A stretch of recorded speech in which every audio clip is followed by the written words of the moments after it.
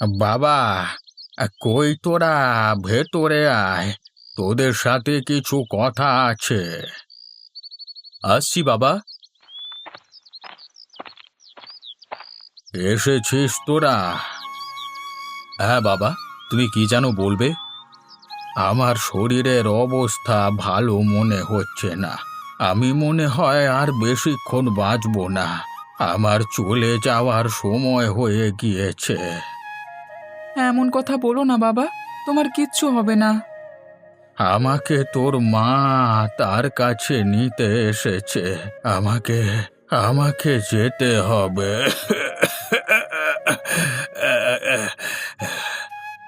তুমি তুমি চলে গেলে আমরা পাঁচ ভাই কাকে নিয়ে থাকবো? কাকে বাবা বলে ডাকবো? মৃত্যুর আগে তোরা আমাকে একটা কথা দিবি।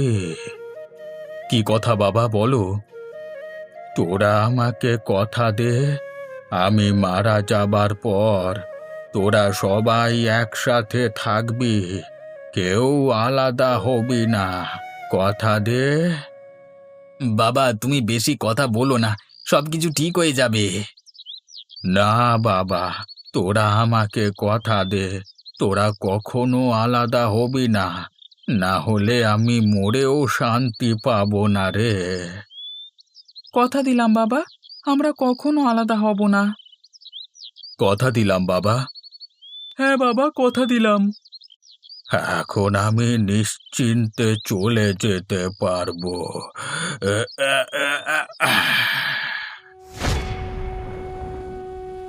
বাবা, তুমি আমাদের ছেড়ে চলে যেতে পারো না। কথা বলো বাবা, কথা বলো।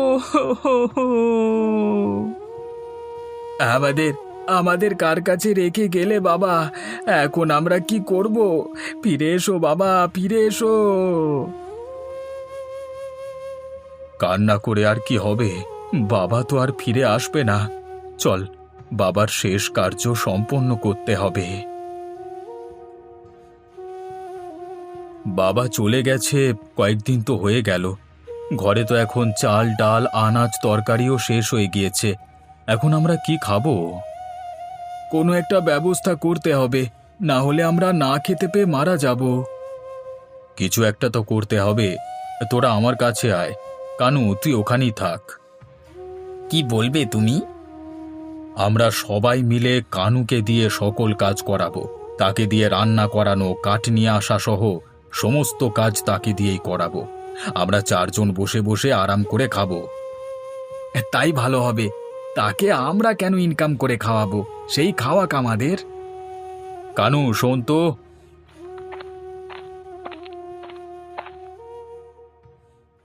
বলো দাদা। ঘরে অল্প কিছু চাল ডাল আছে, তুই গিয়ে রান্না করে ফেল। আমরা চারজন অন্য একটা কাজ করব।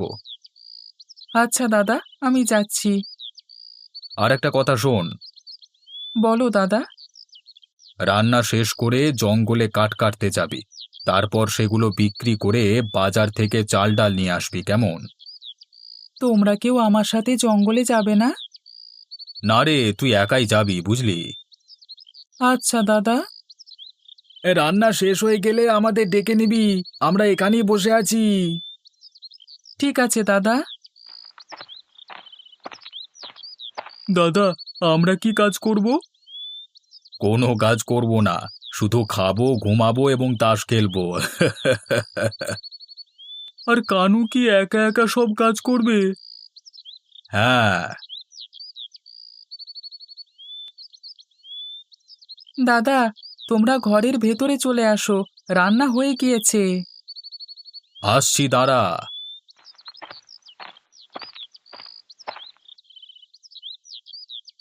এত তাড়াতাড়ি তো রান্না হয়ে গিয়েছে? হ্যাঁ দাদা। তোর কাজে আমরা খুশি হয়েছি, এভাবেই কাজ করে যা। নে, এবার খেতে বেড়ে দে দেখি। দিচ্ছি দাদা। দাদা, আমিও তোমাদের সাথে খেতে বসি। উম, উম, না না, তুই পরে খেয়ে নিস। এখন খেতে বসলে আমাদের কিছু লাগলে বেড়ে দেবে কে, বুঝলি না? আচ্ছা দাদা। জগে পানি শেষ হয়ে গিয়েছে, যা বাইরে টিউবওয়েল থেকে পানিটা নিয়ে আয়, যা। যাচ্ছি দাদা।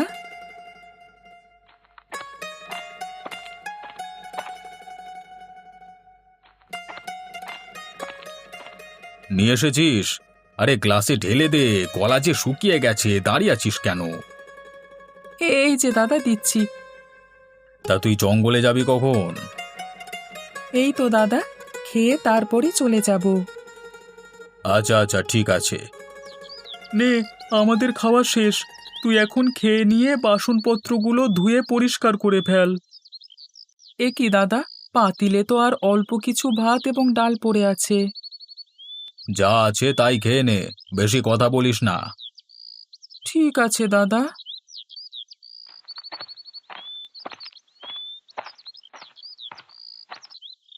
কি ব্যাপার? তুই একা একা কুড়াল নিয়ে জঙ্গলে কি করছিস? কাঠ কাটতে এসেছি। তুই জানিস না এই সময় জঙ্গলে কোনো মানুষ থাকে না? তাছাড়া এই জঙ্গলে মানুষও কম আসে। কাঠ না কাটলে তো আর টাকা পাবো না। কাঠ নিয়ে বাজারে বিক্রি করে চাল ডাল কিনতে হবে। তা তুই একা আসলি যে? তোর ভাইরা তোর সাথে আসলো না? তাদের নাকি অন্য কাজ আছে। ও, তা বেশিক্ষণ এই জঙ্গলে থাকিস না বাবা। শুনেছি এই জঙ্গলে ভয়ঙ্কর সব প্রাণীরা বসবাস করে, মানুষ দেখলে খেয়ে ফেলে। হ্যাঁ হ্যাঁ। আমার কিছুই হবে না, তুই বাড়ি যা। আচ্ছা, তুই তাহলে থাক, আমি চলে গেলাম, কেমন?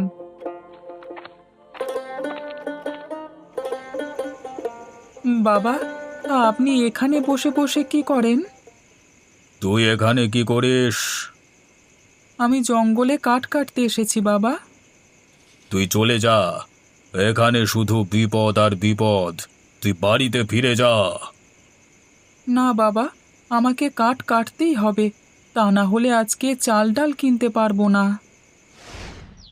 দেখেছিস কিভাবে কানুকে দিয়ে একা কাজ করিয়ে আমরা আরাম করছি? ভাই, কাজটা কি ঠিক হচ্ছে? ঠিক না বেঠিক জানি না, বাবা বেঁচে থাকতে কানুকে অনেক আদর করত, আর আমাদের কেমন অবহেলা করত মনে আছে তো? যেন কানু তার একারই ছেলে।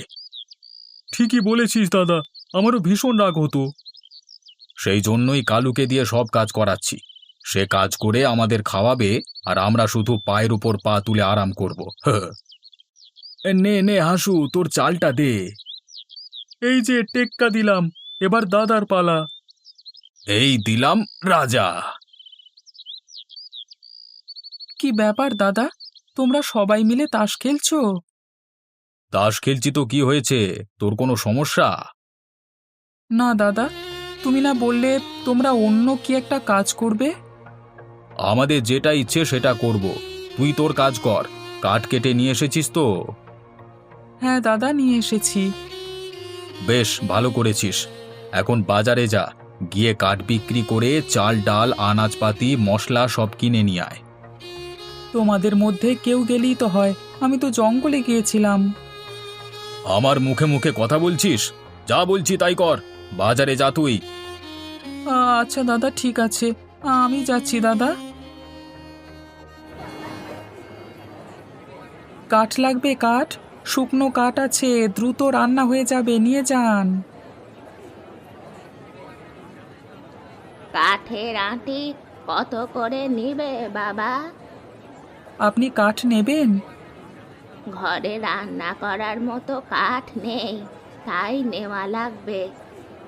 আচ্ছা, আপনি সবগুলো কাঠ 100 টাকা দেবেন। কিছু কম নিবে না বাবা? না দিদা, তাহলে আমার আবার চাল ডাল কিনবার টাকা হবে না। আচ্ছা ঠিক আছে বাবা, এই নাও তোমার টাকা। ঠিক আছে। কি নেবে তুমি বাবা? আপনার কাছে চাল আর আলু আছে? হ্যাঁ, সবই আছে। চাল কত করে কেজি বিক্রি করছেন? 40 টাকা কেজি বাবা। আর আলু কত করে কেজি? 10 টাকা কেজি। ঠিক আছে, আপনি আমাকে 2 কেজি চাল এবং ভালো দেখে 2 কেজি আলু দিয়ে দেন। আচ্ছা বাবা, তুমি একটু দাঁড়াও, আমি দিচ্ছি।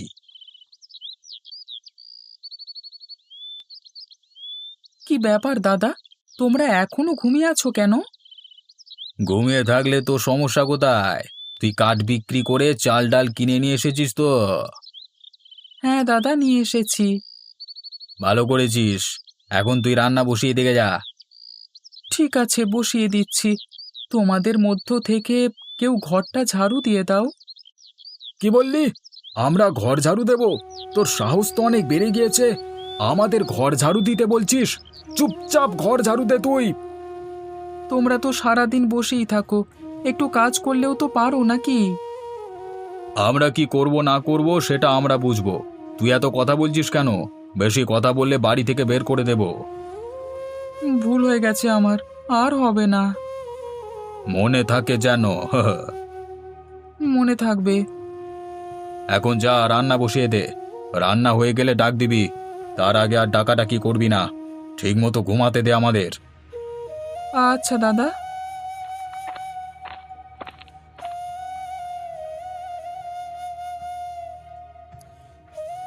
দাদা, দাদা, তোমরা সবাই ওঠো, রান্না হয়ে গিয়েছে। রান্না হয়ে গিয়েছে? হ্যাঁ দাদা। তা কি রান্না করেছিস? ভাত আর আলুর ভর্তা। দাদা, প্রতিদিন ডাল আর আলুর ভর্তা খেতে ইচ্ছে করে না। তুই একটু বলে দাও না, যেন কালকে একটু মাছ নিয়ে এসে রান্না করে। শোন কানু, কালকে তুই বাজার থেকে মাছ কিনে নিয়ে আসবি। মাছ কিনতে তো অনেক টাকা লাগবে, এত টাকা আমি কোথায় পাবো? সেটা আর আমি কি জানি। তুই জঙ্গল থেকে বেশি করে কাঠ কেটে বাজারে নিয়ে যাবি, তাহলেই তো হয়। আমি অত কাঠ কিভাবে একা জঙ্গল থেকে নিয়ে আসবো? তোমরা তো কেউ সাথেও যাবে না। সেটা তুই বুঝবি, আমরা না। যে করি হোক, মাছ তোকে নিয়ে আসতেই হবে। এখন খাবার বেড়ে দে। দিচ্ছি দাদা। না, এত কাঠ মনে হয় আমি একা মাথায় তুলতে পারবো না। এই জঙ্গলের আশেপাশে তো কোনো মানুষও দেখতে পাচ্ছি না যে কাঠগুলো আমার মাথায় তুলে দেবে। কি যে করি আমি? কেউ আছেন? আমাকে একটু সাহায্য করুন না। কাঠ না নিয়ে গেলে তো মাছ কিনতে পারবো না।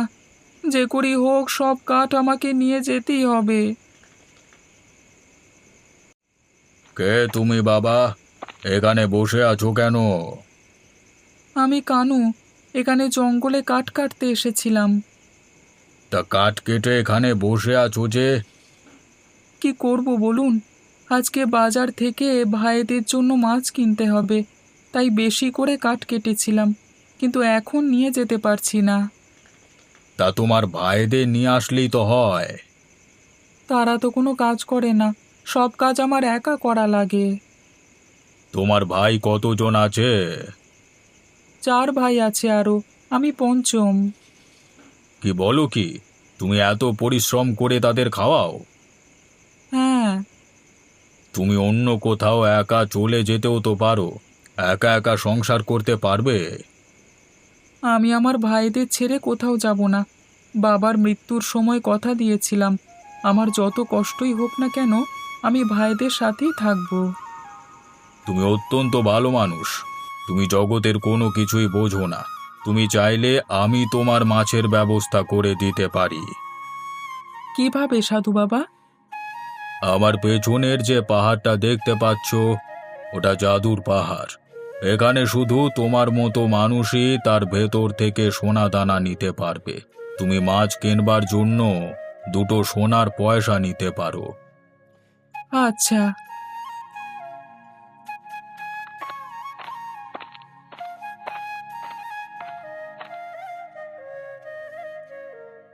তুমি তো আরো বেশি সোনাও নিতে পারতে, লুকিয়ে নিলে না কেন?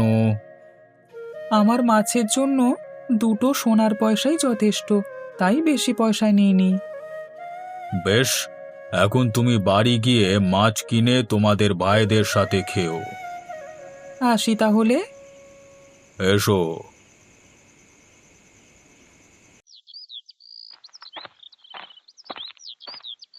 কিরে, আজকে খালি হাতে ফিরে আসলি যে? কাঠ কোথায়? আজকে কোনো কাঠ নিয়ে আসিনি। তাহলে মাছ কিনে নিয়ে আসবি কি করে? তোর মাথা দিয়ে? তুই কোন সাহসে কাঠ না নিয়ে বাড়িতে আসলি? এই! কাঠ বিক্রি ছাড়াই আজকে মাছ কিনে নিয়ে আসবো। আরে, কিভাবে তুই কাঠ বিক্রি করা ছাড়া মাছ কিনে নিয়ে আসবি? টাকা কোথায় পাবি? এই দেখো। দেখি দেখি, এটা কি তোর হাতে? পয়সা। আরে এ তো সোনার পয়সা। তুই এই সোনার পয়সা কোথায় পেয়েছিস? নিশ্চয়ই কোথাও থেকে চুরি করেছিস। না দাদা, জঙ্গলে এক সাধু বাবা আমাকে এর সন্ধান দিয়েছে। আমি অনেক সোনার মধ্য থেকে এই দুটো সোনার পয়সা নিয়ে এসেছি। অনেক অনেক সোনা মানে মানে মানে আরো আরো সোনা আছে? হ্যাঁ হ্যাঁ। আমাদের ঘরের থেকেও বিশাল সোনার স্তূপ। বলিস কি? কোথায় এত সোনা রাখা আছে? জঙ্গলের ভেতরে একটা জাদুর পাহাড় আছে, তার ভেতরেই সোনা রয়েছে। তুই আমাদের সাথে চল, সব সোনা আমরা নিয়ে আসবো। চল না রে। না দাদা, এত লোভ করো না। আমাদের দুটো সোনার পয়সা দিয়েই মাছের ব্যবস্থা হয়ে যাবে। মাছ দিয়ে আমাদের হবে না, আমরা রাজা হব রাজা। তুই চল আমাদের সাথে, চল। না দাদা, আমি যাব না। না গেলে আমরা চারজনই যাব, আমরা বড় লোক হব। চলো দাদা, চলো। তোমরা যেও না দাদা, তোমাদের পায়ে পড়ি, সেখানে তোমরা বিপদে পড়বে। তোর কোনো কথাই আমরা শুনবো না, আমরা যাবই। না, আমি ওদের আটকাতে পারলাম না। দাঁড়াও, তোমরা চারজন কোথায় যাচ্ছ? আমরা চারজন পাহাড়ের ভেতরে যাব। আপনি কে? আমি এক অধম ব্যক্তি। তোমরা এখানে কি করো? কিছুক্ষণ আগে আপনি যে ছেলেটিকে সোনার পয়সা দিয়েছেন, আমরা তার বড় ভাই। ও আচ্ছা, তোমরাই সেই চার ভাই যারা কোনো কাজ না করে ছোট ভাইকে দিয়ে সব কাজ করাও। তোমরা বসে বসে খাও, তাই তো? তাতে আপনার কি? আমাদের ভাই আমরা বুঝবো, আপনি এখান থেকে যান, আমরা পাহাড়ের ভেতরে যাব। পাহাড়ের ভেতরে কোনো অপবিত্র বা পাপী মানুষ প্রবেশ করলে আর বের হতে পারে না, তারা ভেতরে আটকে মারা যাবে। আমাদের আপনি কোনো কথা বলি আটকাতে পারবেন না, আমরা যাবই। সাবধান করে দিলাম, তোমরা ভেতরে প্রবেশ করো না। এখান থেকে জানতো আপনি জ্ঞান দিচ্ছে। দাদা, এখানে তো শুধু সোনা আর সোনা, এত সোনা আমি কখনো দেখিনি। আমি তো পাগল হয়ে যাব, এত এত সোনা সব আমাদের, আমরা রাজা হয়ে যাব। সবাই মিলে সোনা বস্তায় ভরো, সবগুলো নিয়ে চলে যাব। আমাদের এখন কেউ আর আটকাতে পারবে না, সারা জীবন বসে বসে খাবো। এ কি দাদা, দরজা তো বন্ধ হয়ে গেল, আমরা এখন বের হব কি করে? এই এই তোরা দরজা খোলবার চেষ্টা কর তো। কোনোভাবেই খুলছে না। বাঁচাও, কেউ সাহায্য করো, আমাদের ভেতর থেকে বের করো, কেউ সাহায্য করো। দাদাদের কত করে বললাম, বেশি লোভ করো না, পাহাড়ে যেও না। তারা কোনো কথা শুনল না, তারা এখনো ফিরল না। কোনো বিপদে পড়ল না তো? মনে হয় তারা সকালের মধ্যে চলে আসবে। সকালে না ফিরলে আমি জঙ্গলে গিয়ে তাদের ফিরিয়ে নিয়ে আসব।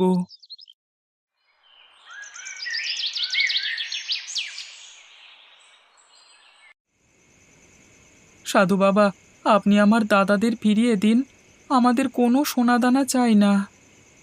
তুমি খুবই সৎ একজন মানুষ, কিন্তু তোমার দাদারা খুবই খারাপ মানুষ। তোমার প্রতি এত অত্যাচার করবার পরও তুমি তোমার দাদাদের নিতে এসেছো। সত্যি, তোমাকে দেখে আমি অবাক হই। দাদারা ছাড়া আমার পৃথিবীতে কেউ নেই। যদি তারা ফিরে না আসে, তাহলে আমাকেও পাহাড়ের ভেতরে আটকে রাখুন, আমি তাদের ছাড়া বাঁচতে চাই না। তোমার সততা, নিষ্ঠা এবং সরলতা দেখে সত্যি আমি মুগ্ধ। যাও, ভেতরে গিয়ে তুমি তোমার দাদাদের উদ্ধার করে নিয়ে এসো। ধন্যবাদ আপনাকে সাধু বাবা। আমাকে ধন্যবাদ দিতে হবে না, সবই তোমার সততা আর নিষ্ঠার ফল।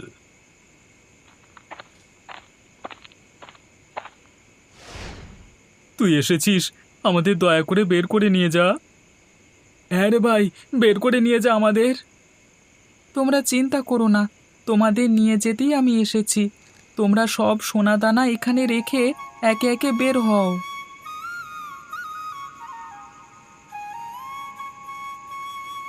আজকে তুই না বাঁচালে আমরা কেউই বাঁচতাম না। ঠিকই বলেছ দাদা, তোর সাথে আমরা অনেক অন্যায় করেছি রে।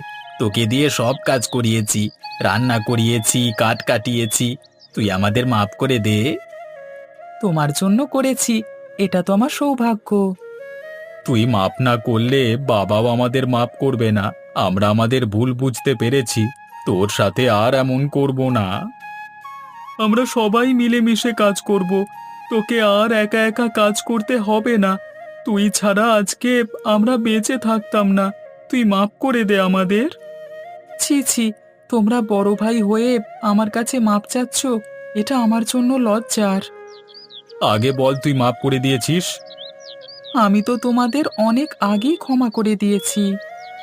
সত্যি, তোর মতো ভাই পাওয়া ভাগ্যের ব্যাপার।